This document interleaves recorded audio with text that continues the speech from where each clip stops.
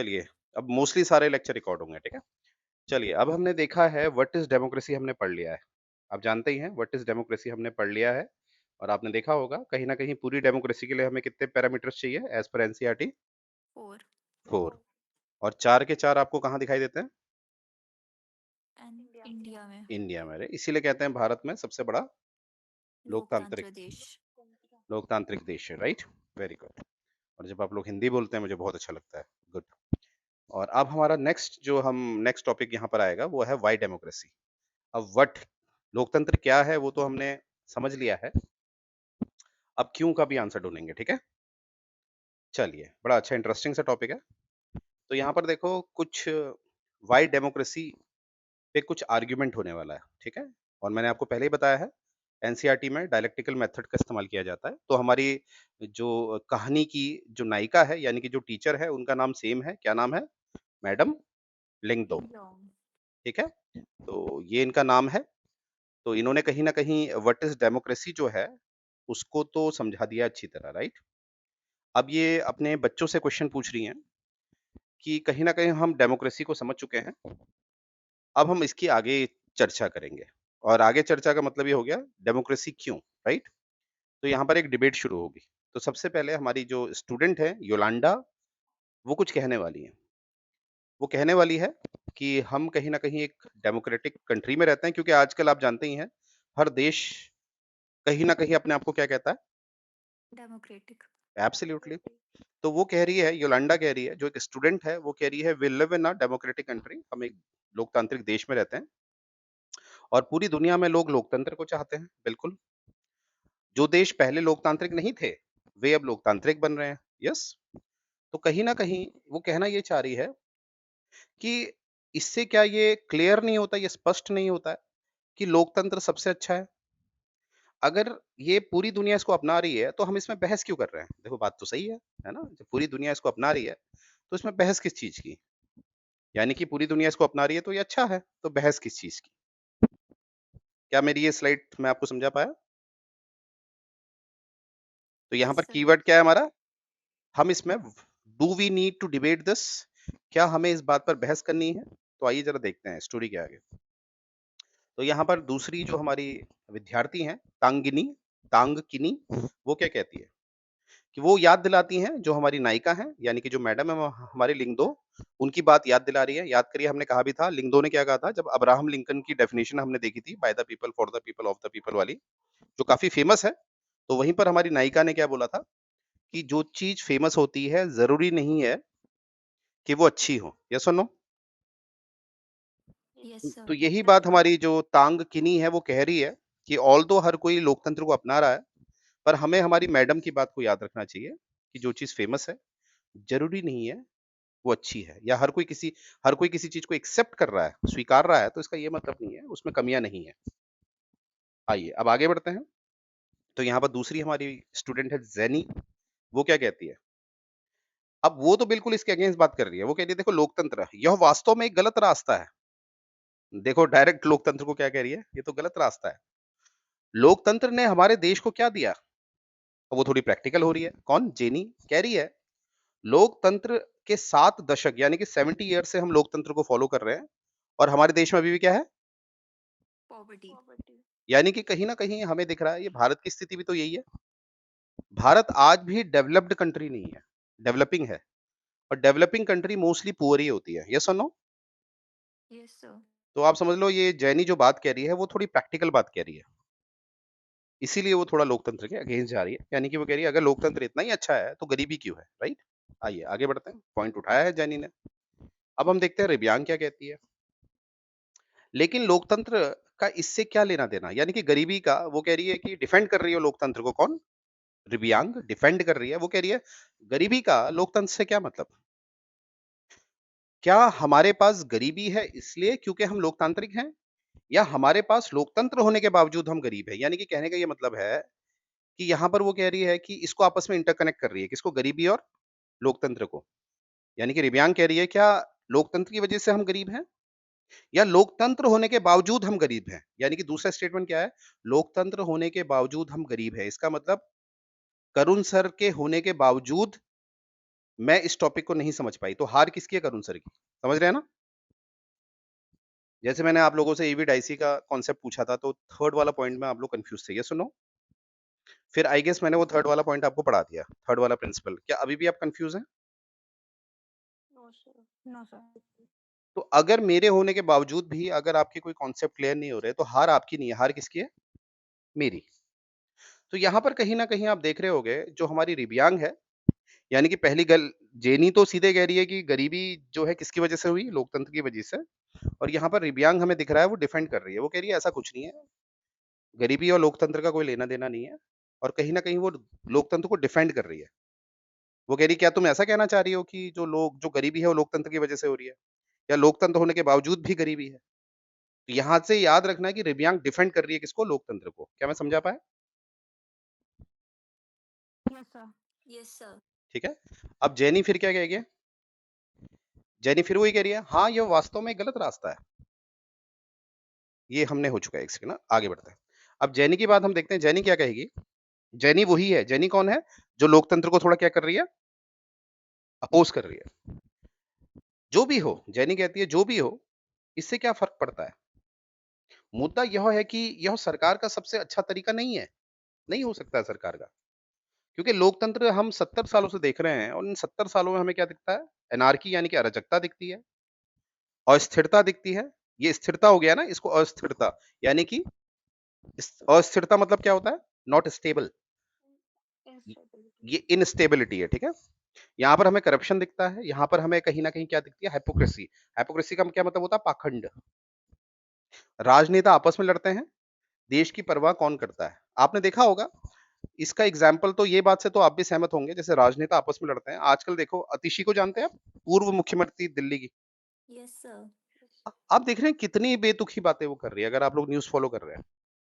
कितनी बेतुकी, अभी वो बीच में डिबेट शो में आई थी, वो 2500 वाला मुद्दा लेके आए थे कि महिलाओं को 2500 कब दिए जाएँगे, दिल्ली सरकार कब देगी? और इन्होंने भी अपनी सरकार में वादा किया था अरविंद केजरीवाल जी ने, येस और नो? तो जब जो प्रवक्ता थे न्यूज़ के, उन्होंने जब उन्हीं को घेर लिया तो उनकी बोलती बंद हो गई। मेरी बात समझ रहे हैं आप लोग?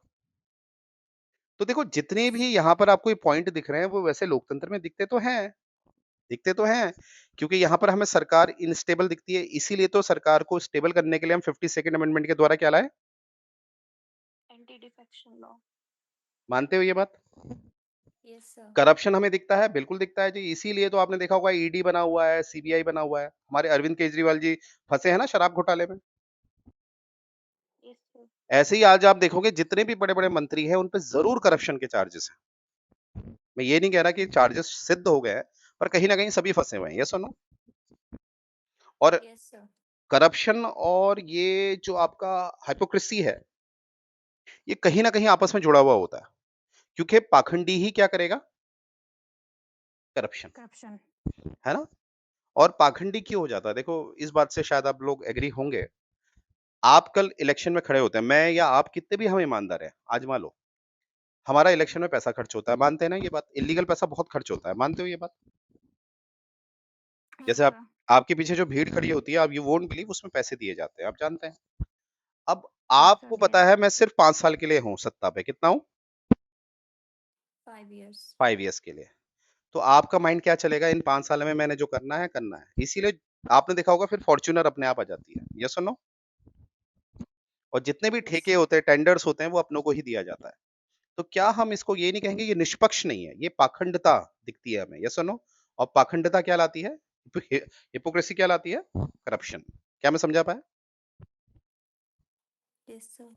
चलिए, यस तो सर। तो ये बात हमें समझ में आ रही है, यानी कि ये बात जो जैनी ने उठा रखी है, यानी कि वो लोकतंत्र के अगेंस्ट बात कर रही है, तो बात तो सही है। चलिए, अब हम देखते हैं नेक्स्ट है हमारा जो स्टूडेंट आएगा, वो है आपका पोईमन। अब पोईमन क्या कहता है या कहती है जो भी है ये, so what should we have instead यानी कि इसके बजाय हमारे पास क्या है? अगर जैनी कह रही है कि लोकतंत्र बहुत गंदा है और जो लोकतंत्र ही इतना प्रचलित होता जा रहा है, तो इसके अलावा हमारे पास क्या ऑप्शन है? क्या हम वो ब्रिटिश शासन जो है उसको वापस ले आएँ? और ब्रिटिश शासन में क्या होता था अगर आपको याद हो, executives are more strong than legis legislature. यानी कि क्या हम ब्रिटिश शासन को ले आएँ? जिसमें क्या होता था आपको पता ही है कि उसमें एक तरह की तानाशाही हमें दिखती थी। मानते हैं इस बात को? और जहां ये शब्द राजाओं का, किंग का नाम आ जाएगा, मैंने क्या बोला, आज हम अपने जो हमारा हेड होता है स्टेट को हम राजा क्यों नहीं कहते? क्योंकि राजा दर्शाता है एब्सोल्यूट पावर को। राजा किसको दर्शाता है? Absolute power. और हमारे वहां एब्सोल्यूट पावर होगी, इसीलिए अगर एब्सोल्यूट पावर हो ही नहीं सकती, आर्टिकल 50 आपके पास, ये सुनो।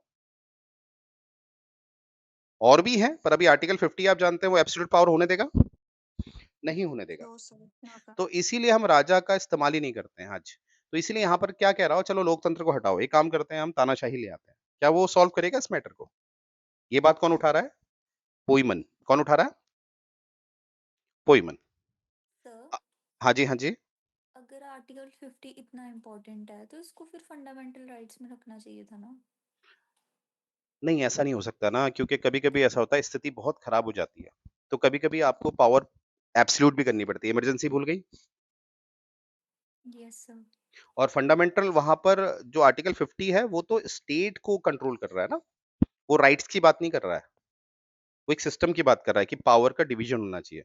फंडामेंटल राइट्स में राइट्स होते हैं, अधिकार होते हैं। समझ पा रही हो? जी सर। चलिए, अब आ जाओ पोइमन। अब यानी कि पोइमन क्या है? बड़ी अच्छी बात करता है कि इसके अलावा हम क्या लें?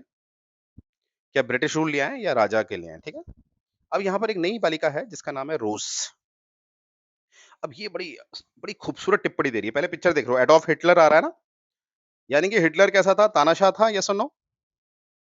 Yes sir. क्या मैं कह सकता हूँ हिटलर बहुत स्ट्रॉन्ग था? हाँ जी। जो अपनी, अब मुझे ये नहीं पता ये स्टोरी में कितनी सच्चाई है, क्योंकि आपको पता है इतिहास अलग-अलग स्टोरी बताता है। हिटलर जिससे सबसे ज़्यादा प्यार करता था, उसी को गोली मारी इसने पहले। क्योंकि उसका मानना था कि ये मेरी कमज़ोरी है, अपनी वाइफ़ को, है ना? तो एक स्टोरी हमें ये भी तो दिखती है कि इसको समझ में आता है कि ये अपनी वाइफ़ से बहुत प्यार करता है। कभी आपने नहीं सुना होगा कि अडॉल्फ हिटलर का कोई अफ़ेयर चला है, कभी सुना है? He was one woman man, you know? पर इसी ने अपनी वाइफ़ को गोली मारी है, ये कहा गया है, राइट? क्यों? क्योंकि इसने कहा वो मेरी कमज़ोरी है और मुझे किसी भी तरह की कमज़ोरी नहीं चाहिए। वाह! क्या प्यार था यार, मज़ा आ गया ना? चलो आगे बढ़ते हैं। तो रोज़ यहाँ पर क्या बात कह रही है, सॉरी।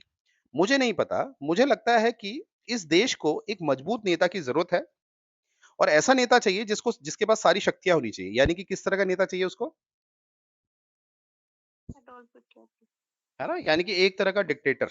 और यहाँ पर हमेशा याद रखिएगा, कभी भी तानाशाही की बात की जाती है, डिक्टेटरशिप की बात की जाती है, तानाशाही की बात की जाती है, तो हम हमेशा फासिस्ट की बात करते हैं। किसकी करते हैं? फासिज्म की। ये बात हमेशा याद रखना, मैं लिख रहा हूँ। जब भी हम तानाशाही की बात करते हैं, किसकी बात करते हैं? तानाशाही। तो वहाँ पर आता है फासिज्म का नाम। किसका नाम आता है? और जब भी हम तानाशाह की बात करते हैं, तानाशाह, तो तानाशाह में नाम आता है हिटलर का। पर हिटलर तो नाज़िज़्म था, है ना? हिटलर, क्योंकि फासिज्म में क्या मैं कह सकता हूँ, मुसोलिनी था। Yes sir. फासीवाद में मुसोलिनी और नाज़ीवाद में हिटलर। पर ऐसा क्यों है कि तानाशाही में फासिज्म है और तानाशाह में हिटलर? ये इसलिए है क्योंकि असल में फासिज्म से ही नाज़िज़्म ने जन्म लिया है। आई रिपीट, फासिज्म से ही नाज़िज़्म ने जन्म लिया है, परंतु नाज़िज़्म ज़्यादा कट्टर हो गया। क्योंकि हमारे फासिज्म की जो विचारधारा थी, उसमें किसी भी रेसिज्म की बात नहीं थी। जैसे आप जानते हैं हिटलर ने क्या किया? हिटलर ने तो यहूदियों को 60 लाख, कितने? 1941 से लेकर 1945 के बीच, ये डेटा याद रखना, 1941 से 1945 के बीच 6 मिलियन, यानी कि 60 लाख यहूदियों को मारा, होलोकास्ट किया। क्या मैं क्लियर हूं इस बात पे? क्या इतिहास में मुसोलिनी ने ऐसा कुछ किया था? नहीं। तो इसीलिए तानाशाह किसको कहा जाता है? मुसोलिनी को नहीं। किसको कहा जाता है? अडोल्फ हिटलर को। और तानाशाही में किसका एग्जांपल आता है? फासिज्म का, क्योंकि नाजिज्म ने जन्म किससे लिया? फासिज्म से। तो ये चीज याद रखिएगा, ठीक है? मुझे उम्मीद है ये बात समझ में आ गई सबको। Yes sir. तो यहाँ पर ये समझ में आ रहा है, जो हमारी रोज हैं, ये कह रही है कि हमें एक स्ट्रॉन्ग लीडर चाहिए जिसके पास एब्सोल्यूट पावर होनी चाहिए, ठीक है? तो किसी ने चिल्लाकर बोला, कहा इसे तानाशाही कहते हैं, यानी कि उसने एक सरकाज़्म मारा रोज की बातों पे। कि तुम कहीं न कहीं डिक्टेटरशिप की माँग कर रही हो। जो तुम माँग कर रही हो, उसको क्या कहते हैं? डिक्टेटरशिप। चलिए आगे बढ़ते हैं। अब यहाँ पर एक हुई है, एक और स्टूडेंट है। यहाँ पर ये कहती हैं, क्या होगा अगर वह व्यक्ति इन सभी शक्तियों का इस्तेमाल अपने और अपने परिवार के लिए करने लगे? यानी कि जब आप शक्तियों का इस्तेमाल खुद के लिए या खुद के परिवार के लिए करने लगते हैं, क्या मैं उसे करप्शन कह सकता हूँ? Yes sir.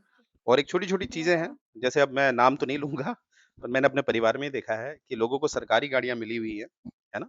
और वो अपने बच्चों को जो उनके बच्चे हैं, जब छुट्टी होती है तो अपनी सरकारी गाड़ी भेजते हैं और बच्चे उनके सरकारी गाड़ी में आते हैं। तो क्या आपको नहीं लगता दिस इज़ रॉन्ग क्योंकि वो सरकारी पेट्रोल है और सरकार आपको गाड़ी क्यों देती है? अपने पर्सनल यूज़ के लिए या सरकार के यूज़ के लिए, समाज के यूज़ के लिए? ये आप लोग को भी ये आप लोग को भी समाज के दिखता यूज के होगा, लिए। आपके घर में भी होंगे काफ़ी। तो समझ रहे हैं ना मेरी बात? तो यहाँ पर हुई ने कहीं न कहीं कॉन्ट्राडिक्ट मारा किसको? रोज़ को। क्योंकि रोज़ ने कहा ऐसा लीडर चाहिए जिसके पास पूरी शक्तियाँ होनी चाहिए। तो उसने कहा यार कहीं ऐसा ना हो कि जिसको आप पूरी शक्तियाँ दे रहे हैं, वो अपने बेनिफिट के लिए काम करने लगे और यहाँ पर देखो, मैंने इसमें पिक्चर अटैच कर रखी है होलोकॉस्ट की। देखो ये यहूदियों को मार के फेंका था, ओरिजिनल पिक्चर है। चैम्बर में उनको गैस से मार देते थे ना, फिर बाहर ऐसे बॉडी फेंकते थे। सर ये कि अच्छे थे यहूदी? सॉरी? ये अच्छे थे यहूदी? यहूदी अच्छे थे, क्यों नहीं थे? आप जब पाकिस्तान जाएँगी ना और अगर आप हिंदू हैं, तो आप गलत हैं। वहीं कोई पाकिस्तानी भारत में आ गया, तो वो गंदा है। यानी कि अच्छा और गंदा समय निर्भर होता है। आर्यन यानी कि हिटलर की नज़र से यहूदी गंदे थे। पर आप सोचो छोटे-छोटे बच्चे आप छोड़ो, किसी छोटे बच्चे को मारना अच्छी बात है? नो सर, जैसे पैलेस्टीन और इजराइल का चल रहा है ना। मैंने वही तो बोला आपको, बात विचारों का मतभेद हो जाता है। जैसे भारत और पाकिस्तान का कल युद्ध हो जाएगा, किसको अच्छा बोलोगी? इंडिया। क्योंकि आप इंडियन हो। इंटरनेशनल लेवल पे या जब इतने बड़े है ना ये इतने लोगों को मारा जाता है, तो वहाँ पर अच्छे-बुरे की बात ही नहीं होती, वहाँ पर होता है नज़रिया। क्या होता है?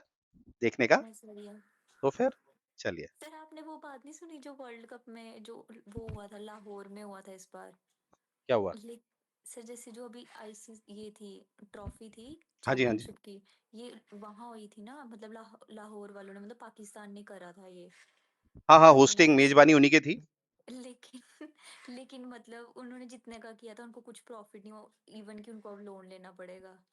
ऑब्वियसली और ऊपर से वो लोग हार भी गए। नमाज़ में वो लोग कह रहे थे भारत हार जाए, क्योंकि बड़ी शर्मिंदगी है ना कि अब उनकी होस्टिंग है यूएई में और यस भारत सर। जीत गया, तो सोचो। सर इवन आईसीसी में से दुबई में भी कोई भी नहीं आया वहां से, क्योंकि उनका बनता था ना ना ट्रॉफी देना इंडियंस को, तो कोई भी नहीं आया वहां से इंडिया को ट्रॉफी देने, पाकिस्तानी। नहीं पर देखो इंडिया बहुत आगे बढ़ रहा है, पता है आप लोग, बिलीव मी, यस सर। ये बात सही है। आ सर जाओ अब। पाकिस्तान वाले आज भी आए थे, हीरानगर हमारी साइड है ना, वहां पे दो तीन पकड़े गए, उनसे पाकिस्तानी करेंसी और वो लोग बॉर्डर पर। नहीं, नहीं, अब तो मैं भी आने वाला हूँ आपके वहाँ पता है घूमने, मैं देखना चाहता हूँ अपनी नज़रों से, ठीक है? यस सर, मैं आपको बॉर्डर दिखाऊंगी उधर खड़ा करके कैसे है। ठीक है, ऐसा नहीं कि गोली-वोली ना चलती हो, हाँ, पता लगा सर आए सर थे। वहाँ चलती हैं गोलियां, लेकिन आपको मजा आएगा देखने में। अच्छा वहाँ सिक्योरिटी गोलियाँ होगी। पहले कह रही है वहाँ गोलियाँ चलती हैं, फिर आपको मज़ा आएगा सर, वाह! मतलब देखने में ठीक, नजर अच्छा लगेगा व्यू। चलो आ जाओ। अब रोज़ क्या कहती है देखो रोज़, अब रोज़ कौन है? रोज़ वही है जो बात कर रही थी किसकी कि मुझे एक हिटलर चाहिए, यानी कि मुझे एक तानाशाह चाहिए। वो कहती है कि I am speaking only of the honest, sincere and strong leader. वो कह रही है कि ऐसा नहीं है यार, मैं ये थोड़ा कह रही हूँ। मैं कह रही हूँ उस आदमी को शक्ति दो पूरी, जो ऑनेस्ट है, जो ईमानदार है, जो सिंसियर है। इसीलिए मैंने देखो फोटो किसकी लगाई है? अटल बिहारी वाजपेयी। अब अटल बिहारी वाजपेयी जी के बारे में याद रखेंगे, आप सभी जानते हैं, एग्जाम वाइज आपको याद रखना है। हम लोग मनाते हैं गुड गवर्नेंस डे। तो 2014 को जब हमारी नई-नई बीजेपी सरकार आई थी, अगर आपको पता हो, तो बीजेपी सरकार ने ये निश्चय किया कि भैया ऐसा है जो इनका बर्थडे है 25 दिसंबर को, उसको हम क्रिसमस डे के बदले क्या बनाएँगे? गुड गवर्नेंस डे, है ना? पश्चिमी सभ्यता को हम इतना बढ़ावा क्यों दें? क्योंकि क्रिसमस डे क्या भारत का मूल त्योहार है? No sir. तो नॉट इसीलिए ऑल। याद रखिएगा एग्जाम वाइज हमेशा याद रखना 2014 में जो नवनिर्वाचित जो सरकार हमारी आई थी, जो आज तक बैठी हुई है, उसने ये डिसाइड किया कि 25 दिसंबर को हम क्या बनाएँगे? Good governance. डे।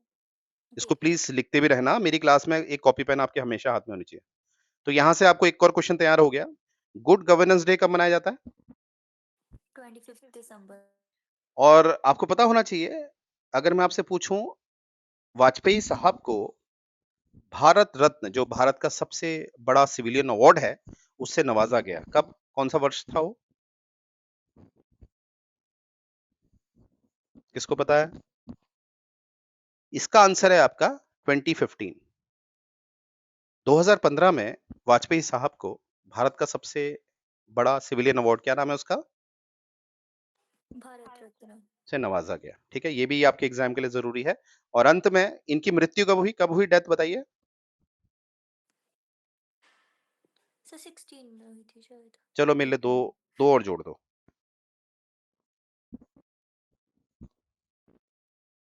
कब हुई थी डेथ? अच्छा, आप में से ज़रा आप में से कोई चेक करना है इंटरनेट पे एक बार, क्योंकि मैं 2018 में थोड़ा, वैसे तो मैं श्योर हूँ, फिर भी अभी मुझे से डाउट आ रहा है। करती हूँ।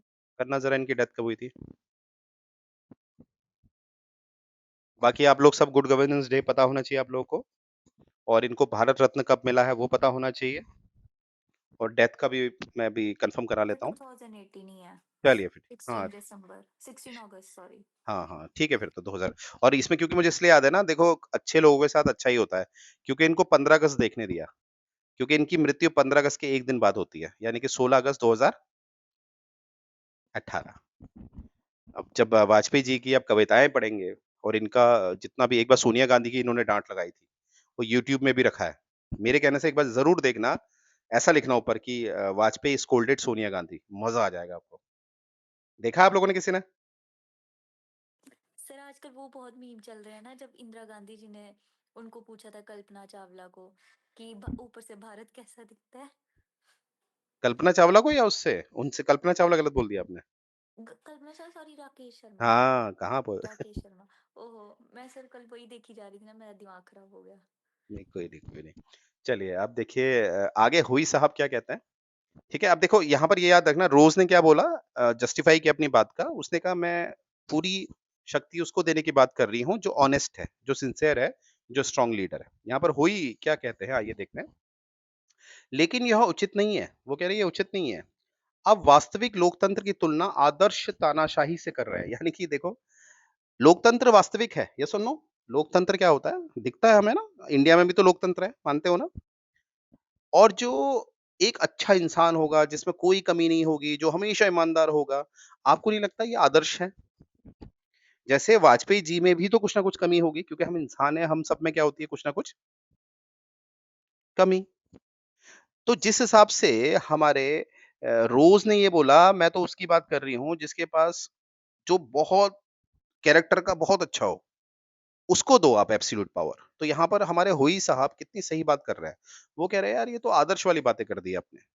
लोकतंत्र एक वास्तविकता है, और जो आप बात कह रही हैं, वो एक आदर्श की बातें हैं, और हमेशा वास्तविकता को वास्तविकता से ही जोड़ा जा सकता है, और आदर्श को आदर्श से। क्या मेरी बात समझ में आई आप लोग को?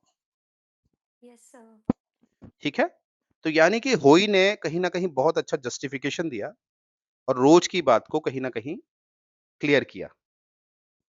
इसीलिए भारत में इतने दिग्गज-दिग्गज नेताएँ हैं। आप मुझे बताइए, हमारे अटल बिहारी वाजपेयी पहले आए होंगे राष्ट्रपति, माफ़ करना, प्रधानमंत्री के पद पर, या हमारा आर्टिकल 50 पहले आया होगा?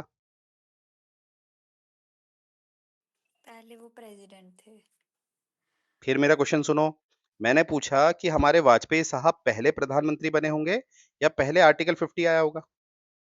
आर्टिकल 50।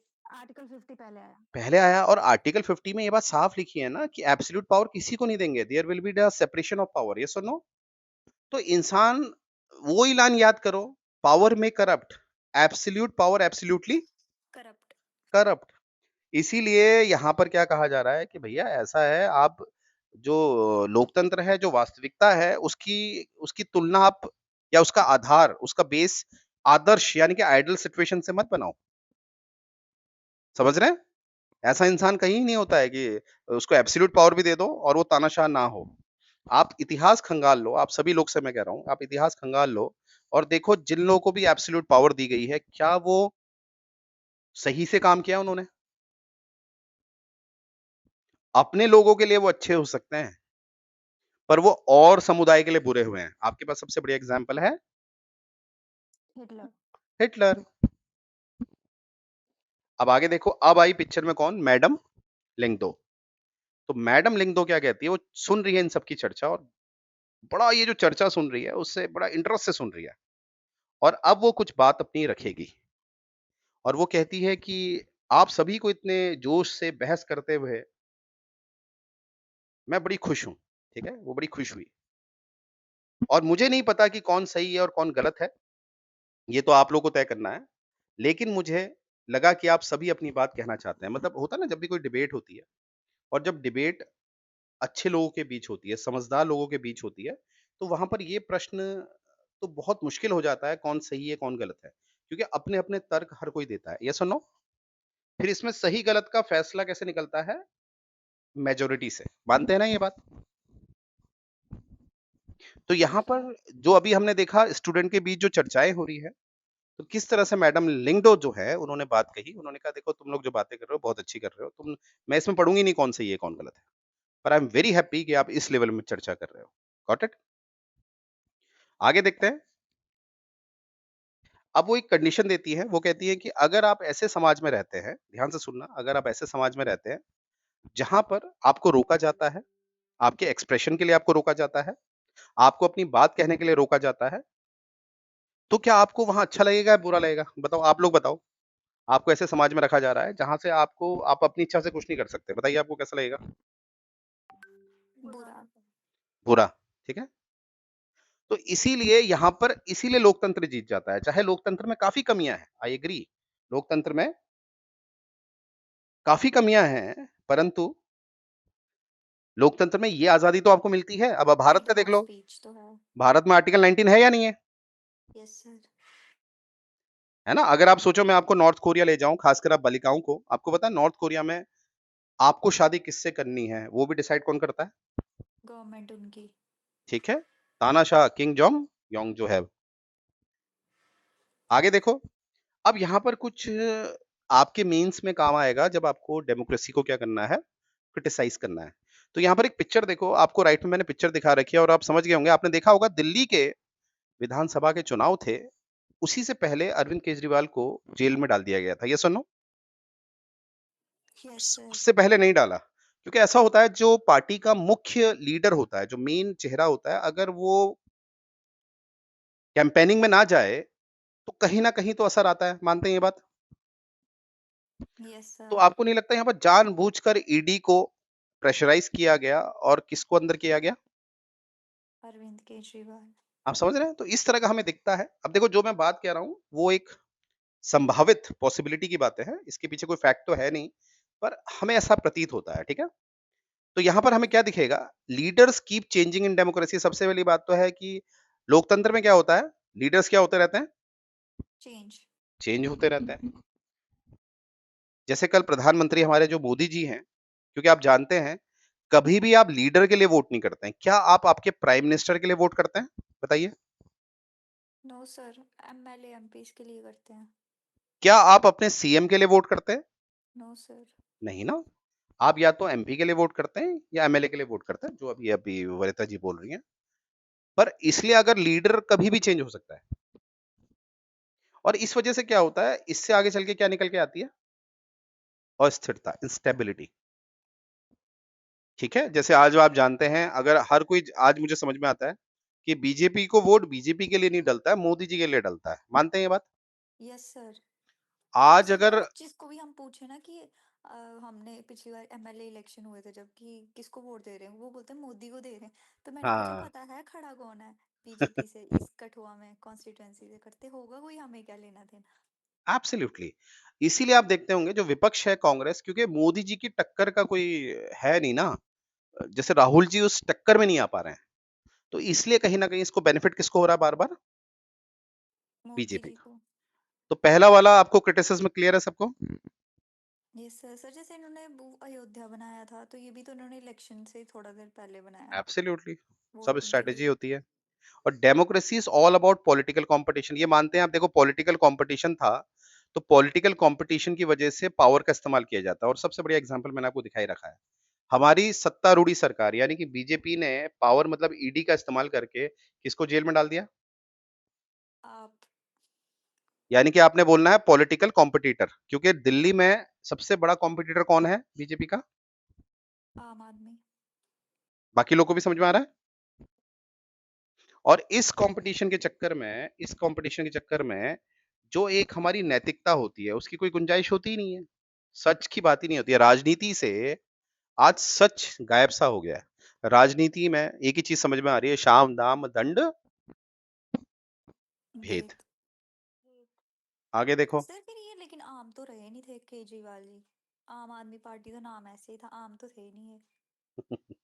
अब मैं इसमें कुछ नहीं बोल सकता, फंसवाओगे आप। चलो आगे देखते हैं। आगे देखते हैं आर्गुमेंट क्या है। So many people have to be consulted in. अब आपको पता है लोकतंत्र में कोई भी फैसले होते हैं, लोकतंत्र में जो फैसले होते हैं वो किस रूप में होते हैं? देखो मैं क्या लिख रहा हूँ, क्या लिखा मैंने, क्या लिख रहा हूँ देखना, अधिनियम।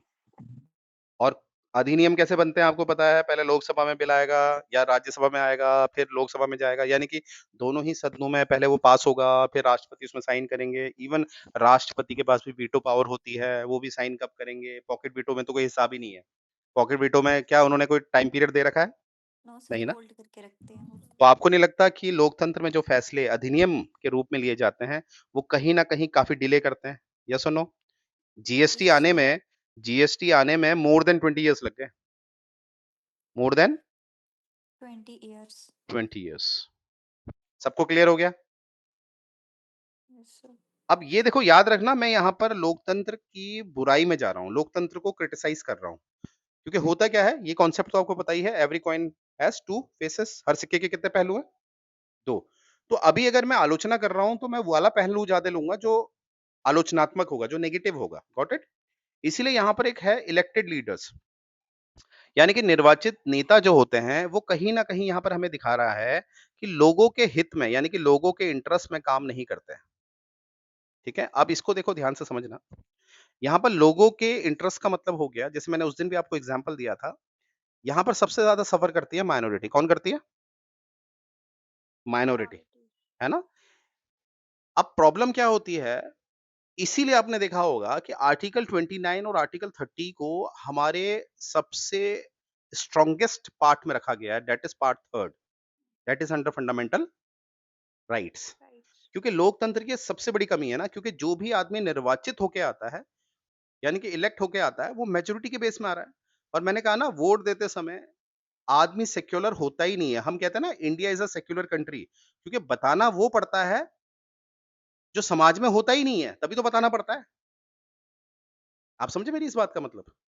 तो जब हम अरे वोट बट वो देते फिर हैं, का ना मैंने कहा कम्युनिटी समाज के में अकॉर्डिंग। हमें लिखना इसलिए पड़ता है, कुछ चीजें इसलिए डिफाइन करनी पड़ती है, क्योंकि समाज में उसको कोई मानता ही नहीं है। हम कहते हैं भारत एक सेक्युलर कंट्री है, कहते हैं ना हम। तो हम कहते जी क्यों सर। हैं? क्योंकि हम सेक्युलर नहीं है, बहुत जगह हम होते ही नहीं है। आप वोट देते समय आपको नहीं लगता कि आप उस समय रिलीजियस हो जाती हैं, मैं हिंदू हूं, मैं मुस्लिम हूं, यस मानती है मत? सर। तो इसीलिए क्या होता है भारत में आज भी देखो, अगर आप कभी भी किसी भी चुनाव को भी, विधानसभा का चुनाव निकाल लो, आपको निकल जाएगा इलेक्शन कमीशन ऑफ इंडिया से। आप उसमें पूरी लिस्ट चेक करना, तो आपको हमेशा दिखेगा कि हिंदू हैं वो ज्यादा मेजोरिटी में आए हैं। यस और नो? सब छोड़ो, आप केंद्र सरकार में आ जाओ। मुझे ये बताओ पिछले कौन सा प्राइम मिनिस्टर था जो मुस्लिम था? या total number of prime minister निकाल लो, उसमें से कितने थे जो हिंदू और मुस्लिम में ज्यादा प्राइम मिनिस्टर कौन बने? Hindu. But we are secular. अब ये सरकाज़म समझे आप लोग? तो इलेक्टेड लीडर यस। क्या करता है, वो बहुत सारे लोगों का इंटरेस्ट के अगेंस्ट काम करता है। तो यहाँ पर एग्जैक्टली इशारा है माइनॉरिटी की तरफ। क्या मैं समझा पाया? इसीलिए ये कभी-कभी डिसीजंस क्या हो जाते हैं? बैड। Got it? सबको क्लियर है? थर्ड पॉइंट देखेंगे, डेमोक्रेसी लीड टू करप्शंस। वो तो आप जानते हैं, मैंने कहा ना चुनाव में क्या होता है, चुनाव में पैसा चलता है। अब भैया पैसा तो, अब ऐसा तो नहीं है ना कि मानते हैं मैं चुनाव में खड़ा हो रहा हूँ, मैं अगर अपने चुनाव में 30 लाख रुपए लगा रहा हूँ, तो आपको लग रहा है मैं वो अकाउंट ट्रांजेक्शन दिखाऊंगा 30 लाख का? लगता है आप लोगों को? इसीलिए आपने देखा होगा चुनाव के दौरान गाड़ियों में कैश पकड़ा जाता है। यस और नो? तो चुनाव में डेमोक्रेसी में क्या होता है, सबसे ज्यादा क्या चलता है? करप्शन। कब? जब इलेक्टरल कंपटीशन होता है। मानते हैं ये बात? जी सर। ठीक है। और आगे देखेंगे, जो हमारे आम लोग हैं, वो नहीं जानते हैं कि क्या अच्छा है। बिल्कुल, ये बात से तो मैं भी सहमत हूँ। याद करो, इसी में मैं आपको लेके जा रहा हूँ मैकियावेली की तरफ। मैकियावेली ने कितनी किताबें लिखी हैं बताइए? 6 2 कौन-कौन सी किताब है वो 2 2 फेमस उसकी? The Republic and the disclosure disco एक उसने लिखी है द प्रिंस और एक लिखी है the the disco discourse. The discourse the discourse में उन्होंने हमेशा रिपब्लिक गवर्नमेंट को सपोर्ट किया है, पर उन्होंने कहा रिपब्लिक गवर्नमेंट तभी आनी चाहिए जब लोग वर्चुअस हों, लोगों के अंदर गुण हो, लोगों के अंदर ये पता हो क्या सही है, क्या गलत है। पर लोगों के अंदर ये वर्च्यू होता ही नहीं है। इसीलिए उन्होंने द प्रिंस को प्रायोरिटी दी है। यानी कि ये बात सत्य है भैया, कि आज भी आप देखोगे लोग अंधभक्त होते हैं। लोग क्या होते हैं? अंधभक्त। और वो बस अपना जाति, अपना समूह देख के ही वोट डालते हैं। तो ये एक लोकतंत्र की सबसे बड़ी कमी भी मानी जाती है। क्या मैं समझा पाया ये सारे के सारे पॉइंट? यस सर आगे क्या है, लोकतंत्र क्यों? क्या लोकतंत्र के खिलाफ कुछ और तर्क हैं? यहाँ पर मतलब वो एनसीईआरटी करता है ना, वो आपको टास्क देता है, तो ये टास्क ही है, ठीक है? स्टूडेंट जो होते हैं, वो जितने भी अभी ये तर्क बताए हैं अगेंस्ट दी डेमोक्रेसी, आपसे और पूछ रहा है, आपके पास कोई और है तो आप बताइए, ठीक है? नेक्स्ट देखते हैं, व्हाई डेमोक्रेसी में हम नेक्स्ट देखेंगे। तो यहाँ से स्पष्ट रूप से हमें पता चलता है कि लोकतंत्र जो है, सभी समस्याओं का जादुई समाधान तो नहीं है, ऐसा तो नहीं है कि आप लोकतंत्र लाए और सारी समस्याएँ सॉल्व हो जाएँगी। यानी कि हमारे देश और दुनिया में अन्य हिस्सों में गरीबी को समाप्त नहीं किया जा सकता है। मतलब अभी आपने देखा था किस तरह से जब वो बहस हो रही थी स्टूडेंट के बीच, तो कहीं न कहीं लोकतंत्र को ज़िम्मेदार ठहराया जा रहा था गरीबी के लिए। येस और नो? यस सर पर देखो गरीबी को अगर आप ध्यान से समझोगे ना, गरीबी होने के बहुत कारण होते हैं। गरीबी में सरकार भी ज़िम्मेदार होती है नो डाउट, क्योंकि भ्रष्टाचार जितना होगा, करप्शन जितना होगा, कहीं न कहीं गरीबी होगी और गरीबी में सबसे बड़ा कारण पता है क्या होता है? हमारा हमारा खुद के लिए सोचना। जैसे टेक एन एग्जांपल, ये मैंने भी किया है नो डाउट। अब तो नहीं करता मैं जब से मुझे ये चीज़ें पता चल गई, पर एक समय जब कॉलेज में था, जैसे पुलिस वाले ने मुझे रोका। अब पुलिस वाले हम मुझसे कह रहे हैं भैया चालान होगा ₹1000 का, तो मैं क्या करता था, सर ये ₹100 पकड़ लो या ₹200 पकड़ लो, बिल-विल मत काटो। तो वो 100 या ₹200 मैंने जो बिना बिल के काटे हैं, क्या वो सरकार के पास गया या उस पुलिस वाले की जेब में गया? पुलिस वाले की जेब में अब पुलिस वाले की जेब में जाएगा तो पुलिस वाले की इनकम बढ़ेगी। पुलिस वाले की इनकम बढ़ी, तो जैसे मार्केट में प्याज बिक रहा है ₹40 किलो, तो पुलिस वाले ने कहा यार तू 60 का लगा चल, मैं तेरे को पैसे देने को तैयार हूँ। तो ये रेट 40 से कहाँ पहुँच गया? 60, क्योंकि पुलिस वाले के पास तो बहुत पैसा है और प्याज वाले को तो मुनाफ़ा चाहिए, तो वो तो ₹60 में फिर उसको पता चलेगा कि मार्केट में तो ₹60 का प्याज है, तो प्याज का प्राइस ही कितना कर देगा वो? ₹60। और मुझे बताइए गवर्नमेंट की ज़िम्मेदारी है कि वो आपको रोज़गार देगी, गवर्नमेंट की ज़िम्मेदारी है वो हॉस्पिटल बनाएगी, पर गवर्नमेंट के पास तो टैक्स ही नहीं आ रहा है, गवर्नमेंट के पास तो फाइन ही नहीं आ रहा है, पैसा तो आ ही नहीं रहा गवर्नमेंट के पास, तो इवेंचुअली गवर्नमेंट ना नौकरी लाएगी ना। तो मेरी इस गलती से, मेरी ये बिल ना लेने की गलती से, पक्का बिल ना लेने की गलती से इवेंचुअली कौन सफ़र करता है? देश। और अगर देश सफ़र करेगा तो इवेंचुअली हम लोग भी सफ़र करेंगे, हम गरीब बनेंगे। येस और नो? सर वही हो गया ना डिमांड बढ़ेगी तो प्राइस बढ़ेगा एब्सोल्युटली। और इसमें समझो ये हमारी जो रूसो ने विल की बात करी थी ना, याद है? एक्चुअल विल, ये हम लोगों के अंदर जो एक्चुअल विल है ना, ये सबसे ज़्यादा मेरा-मेरा वालापन, वो ही कहीं न कहीं गरीबी का मेन कारण भी होता है। मेरी बात समझ रहे हैं आप? यस सर चलिए यस आगे।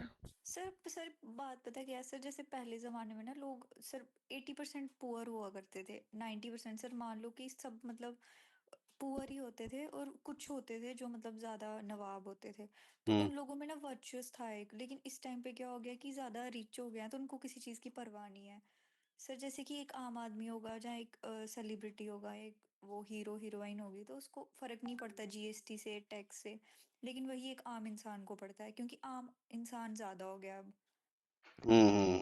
बिल्कुल। और इसका एक कारण और भी है, वो है कि सिर्फ़ सरकारी नौकरी की तैयारी करना। आपकी पढ़ाई सिर्फ़ नौकरी तक डाल दी गई है, ठीक है? ये भी सबसे बड़ा कारण है गरीबी का। आप जो जैसे पढ़ते हैं। बी आर अम्बेडकर जी ने कितनी सारी डिग्री की थी इवन उनको कोई भी जॉब मिल सकती थी एक दो डिग्री करके ही उस टाइम पर भी लेकिन फिर भी उन्होंने मतलब वर्चुअस के लिए किया अपने अरे स्ट्रॉन्ग करने के लिए अरे वाह! लड़की तो बहुत मैच्योर हो गई भाई। Good, very good. अब यहाँ पर आगे देखेंगे कुछ और, this does not guarantee that the decision will be good, यानी कि लोकतंत्र में ये गारंटी नहीं होती कि डिसीजन राइट होंगे, क्योंकि सबसे बढ़िया एग्जांपल है आपका हमारे लोकतंत्र के द्वारा कौन-सा अमेंडमेंट पास हुआ था? 99th एनजेएसी पर इवेंचुअली उसको क्या कर दिया गया हमारे ऑनरेबल सुप्रीम कोर्ट के अबॉलिश। द्वारा। तो ये बात सही है कि लोकतंत्र में इसकी कोई गारंटी नहीं होती कि डिसीजन सही होंगे, और सिस्टम का एक जो इंडिपेंडेंट पार्ट है यानी कि सुप्रीम कोर्ट खुद उस डिसीजन को क्या कर देता है, नल एंड वॉइड। अब आप कभी ऐसे सोचो, हम तो सिर्फ पढ़ते हैं कि 99th अमेंडमेंट को खत्म कर दिया गया, पर कभी आपने सोचा कि 99th अमेंडमेंट आने में कितना समय बर्बाद हुआ होगा, लोकसभा में कितना समय बर्बाद हुआ होगा, राज्यसभा में कितना समय बर्बाद हुआ होगा, फिर राष्ट्रपति ने साइन करे होंगे, उसके बदले कुछ ऐसी चर्चा हो जाती, कुछ ऐसे बिल पास हो जाते जो जेन्युइन होते हैं। समझ रहे हैं ना मेरी बात? कितना समय बर्बाद होता है। और यस यहाँ पर सर। डिले इन डिसीजन तो हमने देख ही लिया है, क्योंकि इसमें काफ़ी दिमाग काम करते हैं, लोकसभा, राज्यसभा, बिल जाता है इस तरह से, राइट? और कहीं न कहीं लीडरशिप वाली बात तो हमने पहले ही चर्चा कर ली थी इसमें, ठीक है? आगे देखते हैं।